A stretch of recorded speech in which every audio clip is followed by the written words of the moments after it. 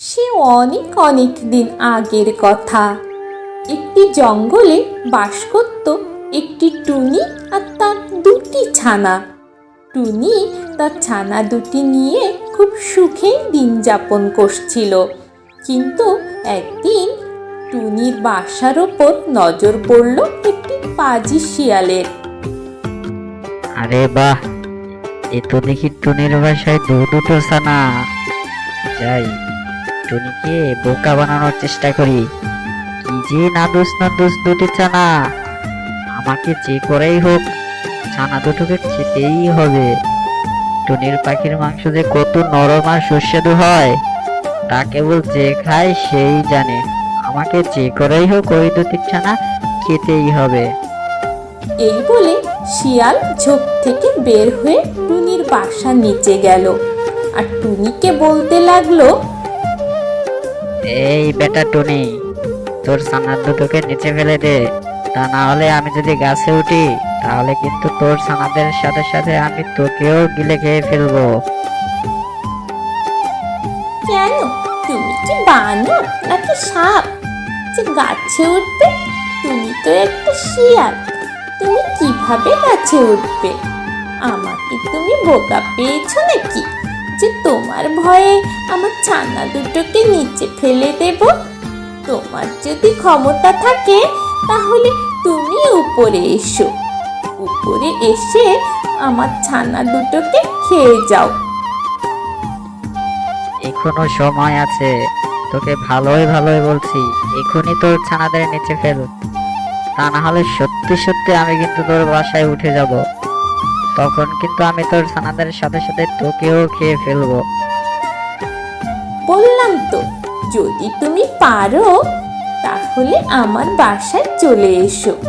তুমি গাছের উপরে এসে কেমন করে আমার ছানাগুলো খাও আমি তাই দেখব। না না, ভেবেছিলাম টুনিকে বোকা বানিয়ে ওর ছানাদের খেয়ে ফেলবো, কিন্তু দেখছি বেটা অনেক চালাক। টুনির গাছটা দেখছি অনেক চিকন। বাহ, এই গাছটা যদি আমি ঝাঁকাতে শুরু করি তাহলে তো বাচ্চাগুলো নিচেই পড়বে, আর আমি তখন ওই বাচ্চাগুলোকে খেতে পারবো। এই বলে পাজি শিয়ালটি টুনির গাছটি ঝাঁকাতে শুরু করলো। জোরে জোরে ঝাঁকুনির ফলে টুনির ছানা দুটি বাসা থেকে নিচে পড়ে গেল আর ধূর্ত শিয়াল টুনির ছানা দুটিকে কড়মড় করে খেয়ে ফেললো। হা হা হা হা হা হা, দেখলি তো টুনি, তোর ছানাদের আমি খেয়েই ফেললাম, শুধু মাঝখান থেকে তুই বেঁচে গেলি। আমি যদি সত্যি সত্যি গাছে উঠতে পারতাম তাহলে তোর ছানাদের সাথে সাথে তোকেও খেয়ে ফেলতাম। আমি এখন যাই, তোকে বাঁচিয়ে রেখে লাভই হয়েছে। তুই আবারও ডিম দিবি আর আমি আবারও তোর ছানাদের খেয়ে যাব। হা হা হা হা হা হা হা। তুই খুব পাজি একটা শিয়াল। আমার ছোট্ট ছোট্ট নিষ্পাপ বাচ্চাদের খেয়ে তোর কি লাভ হলো? তোর তো পেটও ভরলো না, তাহলে কেন তুই আমার ছানা দুটোকে খেয়ে ফেললি? আরে বলো, তুই কি বুঝবি? তোর ছানাগুলোকে খেয়ে আমি যে কি মজা পেয়েছি তা তো কেবল আমিই জানি, তোকে কিছুতেই বোঝাতে পারবো না। এরকম মজাদার খাবার আমি জীবনেও খাইনি। তবে তুই টেনশন করিস না, এর পরের বারও আমি কিন্তু তোর ছানাদের খেয়ে যাব। এখন এক কাজ কর, তাড়াতাড়ি ডিম পার আর সেই ডিম থেকে একটু মোটা তাজা বাচ্চা পয়দা কর। এখন চলি হে। এই কথা বলেই শিয়াল সেখান থেকে চলে গেল আর টুনি মন খারাপ করে বাসাতেই বসে থাকলো আর কান্না করতে লাগলো। এই ঘটনা ঘটার পর বেশ কিছুদিন হয়ে গেল। একদিন শিয়াল তার বাসায় বসে ঝিমোচ্ছিল। হঠাৎ শিয়ালের টুনির কথা মনে পড়ল। আরে, টুনির ছানাদের খেলাম শুধু অনেক দিন হয়ে গেল, এর মধ্যে মনে হয় টুনি আবারও ডিম পেয়েছে, আর ডিমগুলো ফুটে বোধহয় বাচ্চাও বের হয়েছে। যাই, একবার টুনির বাসার কাছ থেকে একটু ঢু মেরে আসি, আমাকে দেখে হয়তো বাচ্চাগুলোকে লুকিয়ে ফেলতে পারে। আমাকে খুব সাবধানে যেতে হবে, লুকিয়ে লুকিয়ে যেতে হবে, তখন তো আর আমার কপালে কিছুই জুটবে না।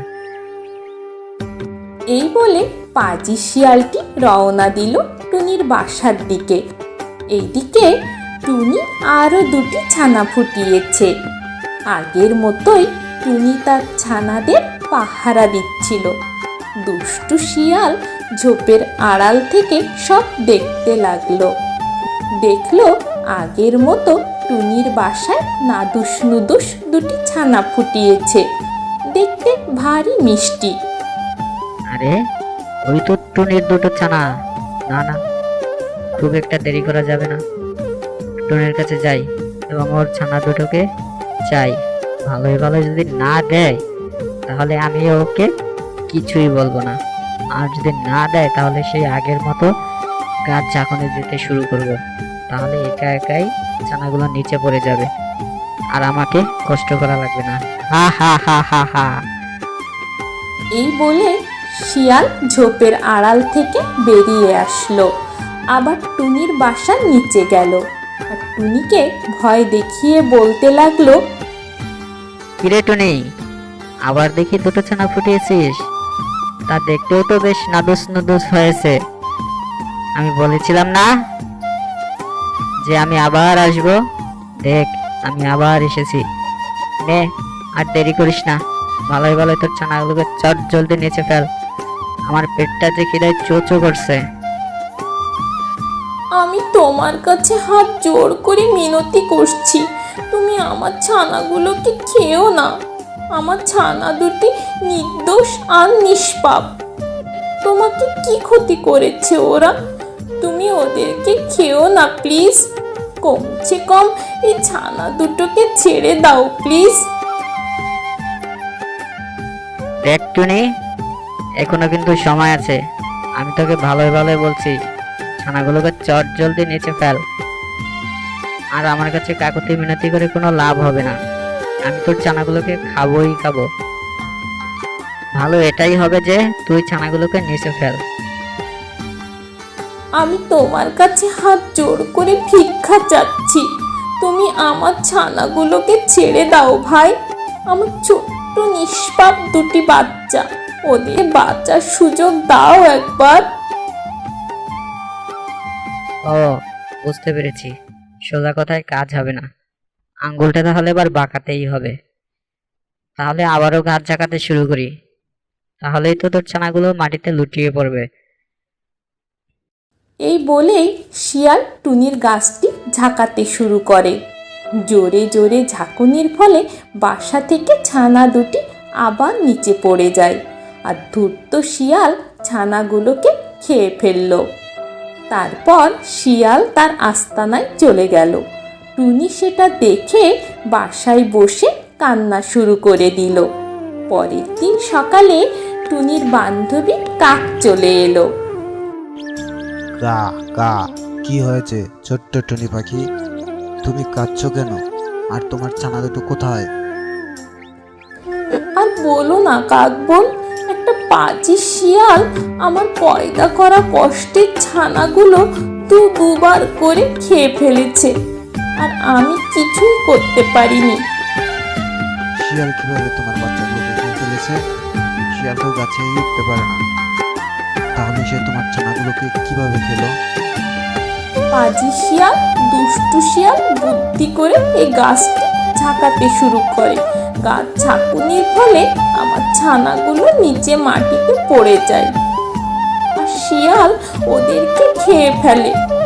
আসলে আমার বাসার গাছটি অনেক সরু, তাই শিয়াল খুব সহজে ঝাঁকাতে পারে গাছটি। ও, এবার বুঝতে পেরেছি শিয়াল কিভাবে তোমার ছানাগুলোকে খায়। এখন তুমি কি করবে ঠিক করেছো? আমি প্রতিশোধ নেব, আমার সন্তান হারানোর প্রতিশোধ চাই।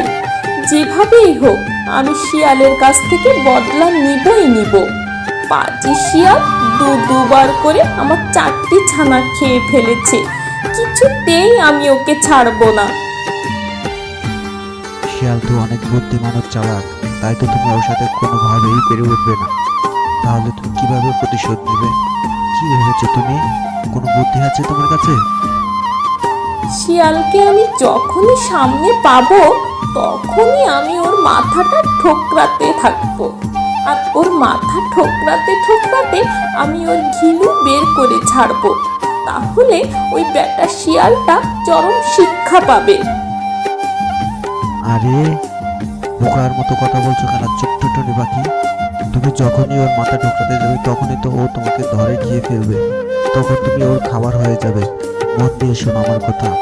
শিয়াল যখন ঘুমাবে তখন তুমি একটা ছুরি নিয়ে ওর লেজ কেটে ফেলবে, তাহলে ওই শিয়ালের চরম শিক্ষা হবে। লেজ হচ্ছে শিয়ালের সবচেয়ে প্রিয় জিনিস। তুমি যদি ওর লেজটা কেটে ফেলো তাহলে এই জঙ্গলে ও মুখ কাউকে দেখাতে পারবে না, আর লজ্জাতেই ও মারা যাবে। ঠিক বলেছ কাক বন্ধু, এই কাজটাই করতে হবে। শিয়ালের লেজটা কেটে দিলে ও আর কাউকে মুখ দেখাতে পারবে না। তাহলে একদিন সুযোগ বুঝে ও লেজটা কেটে দিতে হবে। টুনিকে একরকম বুদ্ধি দিয়ে কাক সেখান থেকে চলে যায়, আর টুনি একা একা সেখানে বসে বসে ভাবতে থাকে, কাক আমাকে সঠিক বুদ্ধি দিয়েছে, এতে আমার কোনো ক্ষতি হবে না, কিন্তু পাঁচি শিয়ালের অনেক বড় ক্ষতি হয়ে যাবে, আর লজ্জাতে ও আর বনেই থাকতে পারবে না। এখন যেভাবেই হোক আমাকে একটা ছুরির ব্যবস্থা করতেই হবে। শিয়ালের লেজ কেটে দিব, তাহলেই হবে শিয়ালের উচিত শিক্ষা। এই বলে টুনি সেখান থেকে চলে গেল পাশের গ্রামে ছুরির ব্যবস্থা করতে। আর একদিন শিয়ালের খাওয়া দাওয়া করে আরাম আয়েসে খুব ঘুম পাচ্ছিল, তখনই টুনি সেখানে একটি ধারালো ছুরি নিয়ে চলে আসে, আর সুযোগ বুঝে শিয়ালের লেজটা কেটে দেয়।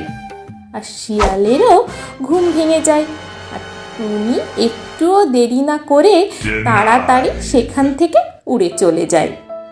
আমার তো এখন আর কোনো মান সম্মানই রইলো না, সবাই যে আমার মুখে থুথু দেবে, লেজ ছাড়া তো আমাকে দেখতে জোকারের মতো লাগতেছে, আমার তো সবই শেষ হয়ে গেল।